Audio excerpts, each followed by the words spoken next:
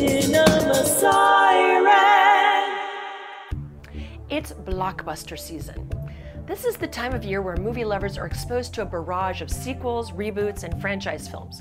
This means regardless of the box office numbers they reap, these movies run the spectrum from surprisingly inventive, as in Mad Max Fury Road, to inconsistent and unoriginal, as in Pitch Perfect 2.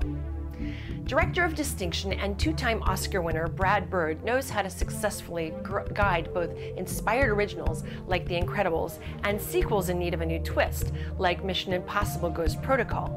Bird helms Tomorrowland, making a movie that, despite its many shortcomings, has an entertainment value and pervasive optimism about the future that makes it a fun, essentially worthwhile cinematic experience. At the very least, it is a standalone story, even as it was partly inspired by a Disney theme park. Tomorrowland succeeds most as a throwback to those live-action Disney films, like 1975's Escape from Witch Mountain, in that it stays firmly planted in the idealistic mindset the Disney company has always attempted to represent to the public. George Clooney says that's why he wanted to be part of it. I love the idea of the project.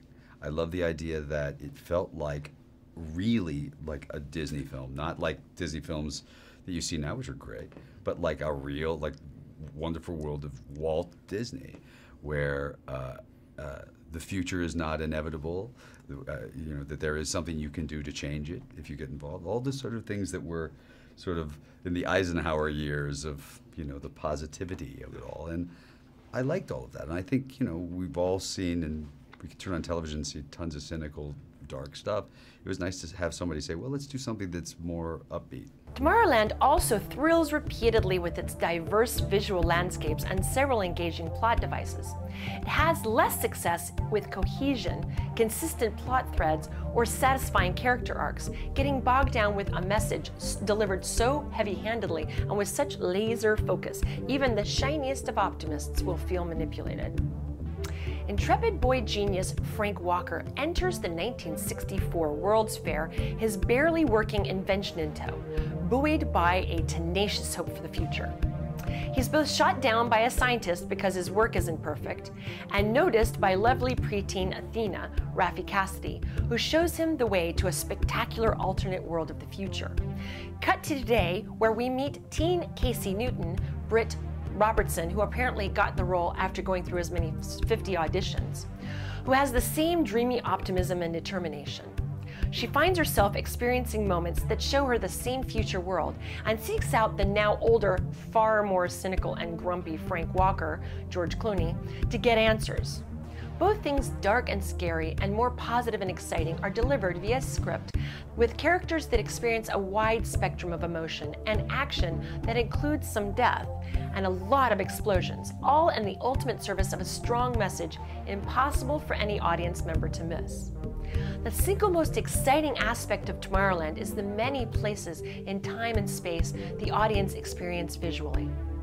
First, there's the inventive elements of Tomorrowland itself, which was filmed partly on location at the City of Arts and Sciences in Valencia, Spain, which was designed by Santiago Calatrava.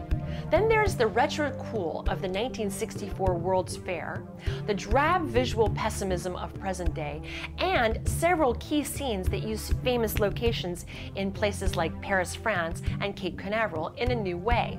They all come together beautifully. Production designer Scott Chambliss talks about the many environments that are part of the film.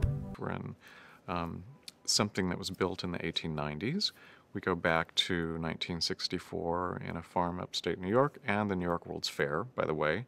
Then we come back into 2014, where Casey is living her life in a kind of depressed area in Florida now, the Space Coast, and there's no space to aspire to these days. But in her 2014 kind of depressed place, she gets a hit of a 1984 version of a 2000-something future world. And it's playing with all of those different worlds and finding the theme that unites them all, visually and emotionally, has been great fun.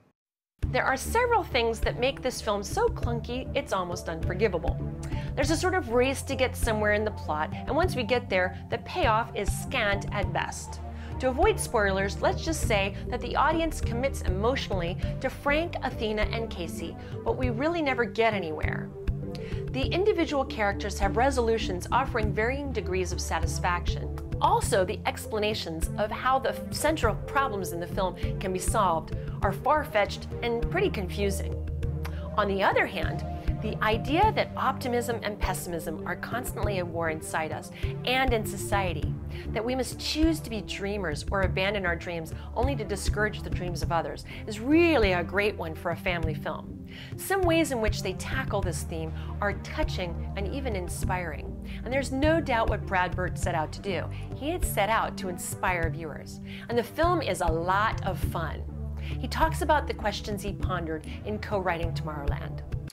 Well, we had felt like a lot of people do, you know, where's our jetpack? You know, we were promised a jetpack. There was a guy landed in the Super Bowl years ago.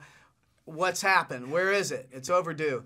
But I think where's our jetpack is kind of a fast, funny way to say what happened to that great future we were promised. And that really is a very current thing. It seems to be everywhere in the culture. And there seems to be a collective resignation, almost like a shrug, about, yeah, it's going to stink, the future, and we're all just passengers on this crappy bus.